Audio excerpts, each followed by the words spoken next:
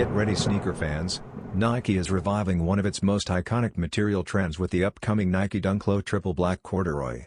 This release brings a bold, textured twist to the classic Dunk silhouette, featuring layered all-black corduroy with mixed wale patterns that add depth and dimension.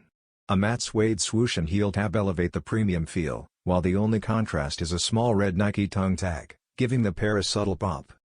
This fully tonal design pays homage to the early 2020s dunk craze, when corduroy-covered colorways became some of the most in-demand GR releases. Now, Nike is returning to that aesthetic with a more refined, winter-ready approach. From the laces down to the outsole, everything stays true to its stealth black theme.